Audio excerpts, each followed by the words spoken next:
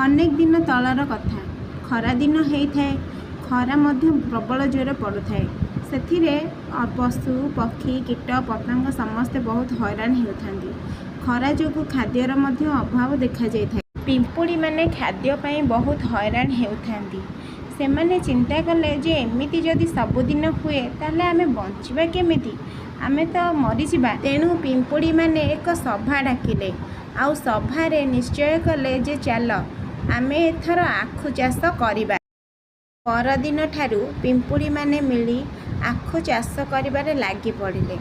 ସେମାନେ ଚାରା ଗଛ ଲଗାଇଲେ, ଗଛର ଯତ୍ନ ନେଲେ ଓ ଗଛ ଚାରିପଟରେ ବାଡ଼ ମଧ୍ୟ ଘେରାଇ ଦେଲେ।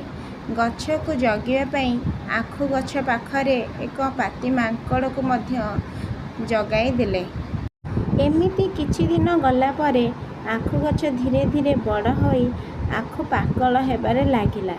ଏହା ଦେଖି ପିମ୍ପୁଡ଼ିମାନେ ବହୁତ ଖୁସି ହେଲେ। ଏହି ବାଟ ଦେଇ ଏକ ହାତୀ ଆସୁଥିଲା ଆଉ ବଢ଼ିଲା ପାକଳିଆ ଆଖୁକୁ ଦେଖି ତାର ବହୁତ ଲୋଭ ହେଲା ଆଉ ସେ ଖାଇବା ପାଇଁ ଆଖୁ କିଆରୀ ଭିତରକୁ ପଶିଗଲା। ଏହା ଦେଖି ପାତି ମାଙ୍କଡ଼ ପିମ୍ପୁଡ଼ିମାନଙ୍କୁ ଜୋରରେ ଡାକ ଛାଡ଼ିଲା।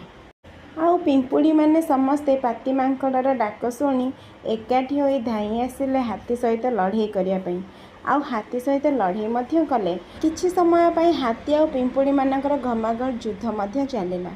ଯୁଦ୍ଧରେ ହାତୀ ବିଚରା ହାରିଯାଇ ଜଙ୍ଗଲ ମଧ୍ୟକୁ ନିଜ ପ୍ରାଣ ବିକଳରେ ପଳାଇଲା ଓ ପିମ୍ପୁଡ଼ି ଯୁଦ୍ଧରେ ଜିତିଗଲେ ଓ ତାଳି ବଜାଇ ନାଚିଲେ ଆଉ କହିଲେ, ହାତୀ ଖାଇଯିବ ଆମ ସମ୍ପତ୍ତି, ଛାଡ଼ିଦେବୁ ଆମେ ପିମ୍ପୁଡ଼ି ଜାତି। ଅନେକ ଦିନ ତଳର କଥା। ଖରା ଦିନ ହେଇଥାଏ। ଖରା ମଧ୍ୟ ପ୍ରବଳ ଜୋରେ ପଡ଼ୁଥାଏ। ସେଥିରେ ପଶୁ ପକ୍ଷୀ କୀଟ ପତଙ୍ଗ ସମସ୍ତେ ବହୁତ ହଇରାଣ ହେଉଥାନ୍ତି। ଖରା ଯୋଗୁଁ ଖାଦ୍ୟର ମଧ୍ୟ ଅଭାବ ଦେଖାଯାଇଥାଏ। ପିମ୍ପୁଡ଼ିମାନେ ଖାଦ୍ୟ ପାଇଁ ବହୁତ ହଇରାଣ ହେଉଥାନ୍ତି।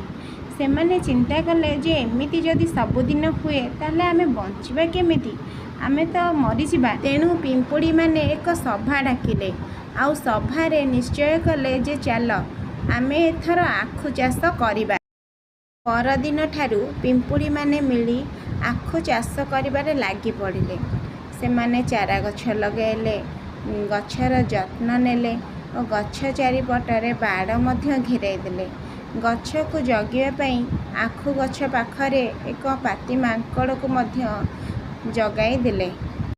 ଏମିତି କିଛି ଦିନ ଗଲା ପରେ ଆଖୁ ଗଛ ଧୀରେ ଧୀରେ ବଡ଼ ହୋଇ ଆଖୁ ପାକଳ ହେବାରେ ଲାଗିଲା। ଏହା ଦେଖି ପିମ୍ପୁଡ଼ିମାନେ ବହୁତ ଖୁସି ହେଲେ। ଏହି ବାଟ ଦେଇ ଏକ ହାତୀ ଆସୁଥିଲା ଆଉ ବଢ଼ିଲା ପାକଳିଆ ଆଖୁକୁ ଦେଖି ତାର ବହୁତ ଲୋଭ ହେଲା